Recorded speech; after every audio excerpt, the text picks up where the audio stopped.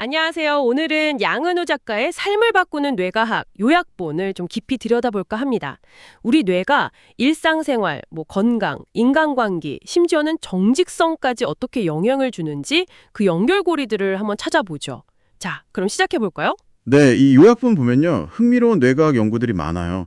이걸 통해서 우리가 어떻게 하면 좀 더 건강해지고 또 관계도 잘 맺고 성과도 높일 수 있을지 그런 힌트들을 얻을 수 있습니다. 특히 몇 가지 재밌는 실험 결과들이 눈에 띄더라고요. 아, 재밌는 실험요? 첫 번째로 궁금한 건 그 달리기 효과인데요. 그냥 몸만 건강해지는 게 아니라 뇌에도 직접 영향을 준다는 거죠? 네, 맞습니다. 그 케임브리지 대학에서 쥐 실험을 한 게 있어요. 아, 쥐 실험이요? 네, 매일 쳇바퀴를 열심히 달린 쥐들이랑 그냥 가만히 있던 쥐들을 비교했거든요. 근데 기억력 테스트를 해보니까 달린 쥐들이 점수가 거의 2배나 높게 나왔어요. 우와, 2배나요?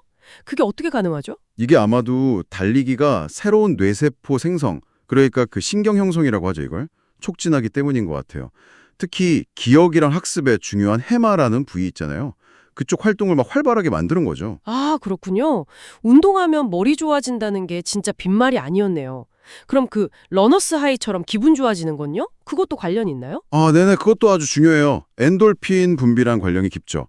뮌헨 공과대학 연구를 보면 달리기 하고 난 선수들 뇌를 찍어봤더니 엔돌핀 분비가 확 늘었거든요. 그리고 그 수치가 높을수록 행복감이나 만족도도 같이 올라갔어요.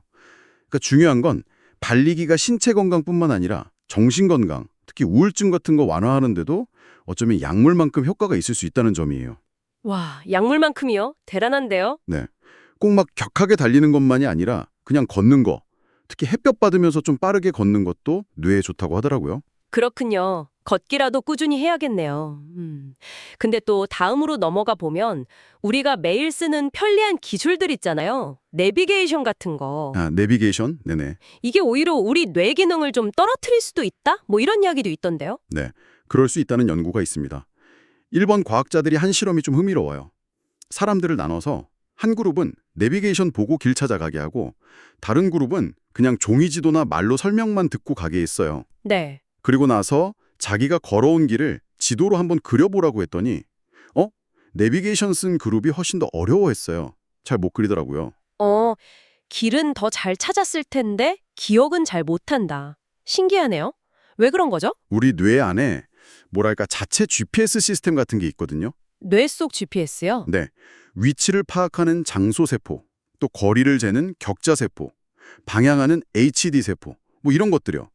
근데 내비게이션에 자꾸 의존하면 이 뇌 속 GPS를 쓸 기회가 점점 줄어드는 거죠. 뇌가 일을 안 하게 되는 거예요. 아, 뇌가 편해지니까 오히려 기능이 약해진다. 그렇죠. 맥길 대학의 베로니크 보복 박사 같은 분은 이게 특히 기억과 학습에 중요한 해마 기능 저하로 이어질 수 있다고 봐요. 더 나아가서는 장기적으로 알츠하이머 같은 질병 위험을 높일 수도 있다고 경고하기도 하고요.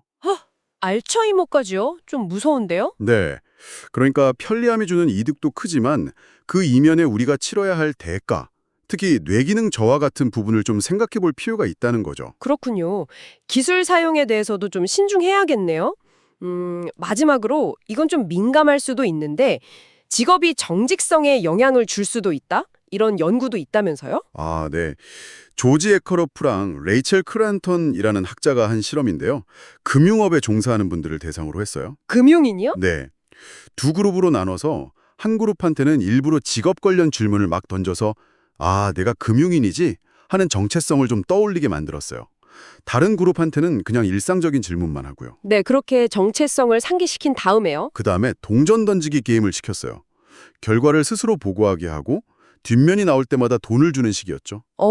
결과가 어떻게 나왔을지 궁금한데요? 네, 이게 좀 놀라운데 그 금융인 정체성을 떠올렸던 그룹 있잖아요. 네. 이 그룹이 보고한 뒷면 횟수가 통계적으로 기대되는 확률, 그러니까 50%보다 훨씬 높았어요. 평균 58% 정도 나왔거든요. 진짜요? 그럼 약간 속였다고 볼 수도 있는 건가요? 그렇게 단정하긴 어렵지만 연구진들은 이게 돈이 아주 중요한 성과 척도가 되는 금융업계의 어떤 환경적 특성, 그 상황이 무의식적으로 정직성에 영향을 미쳤을 수 있다고 해석하더라고요. 그러니까 그 사람 자체가 부정직하다기보다는 그 금융인이라는 상황이나 역할 인식이 행동에 영향을 줬다. 네, 바로 그겁니다. 개인의 타고난 성향보다는 자신이 처한 상황이나 강하게 인식된 어떤 직업적 정체성이 생각보다 행동에 큰 영향을 줄 수 있다는 거죠. 참고로 다른 직업군, 예를 들어 엔지니어들한테는 이런 차이가 안 나타났다고 해요. 와, 정말 흥미롭네요. 오늘 이렇게 뇌과학 이야기를 쭉 들어보니까 달리기 같은 신체 활동이 진짜 뇌 건강이랑 행복감을 높여주고 또 편리한 내비게이션 사용이 인지 기능에는 오히려 안 좋을 수도 있고 심지어 내가 어떤 직업 환경에 있느냐가 정직성 같은 행동에도 미묘하게 영향을 줄 수 있다는 걸 알게 됐네요. 네, 그렇죠. 우리 뇌라는 게 생각보다 딱 고정된 게 아니라 계속해서 우리가 겪는 경험이나 환경에 따라서 변화하고 또 영향을 받는다는 걸 알 수 있었죠. 여기서 청취자분들께 한번 질문을 던져보고 싶어요. 네, 어떤 질문인가요? 오늘 우리가 살펴본 달리기, 내비게이션 사용, 아니면 직업 환경처럼요. 여러분이 매일 그냥 무심코 하는 작은 선택들 있잖아요. 예를 들면 어떤 정보를 주로 보고 누구랑 시간을 많이 보내는지 같은 것들이요. 이런 사소한 것들이 장기적으로 여러분의 뇌와 사고방식을 또 어떻게 바꾸고 있을지 한번 스스로에게 질문을 던져보시면 어떨까 싶습니다.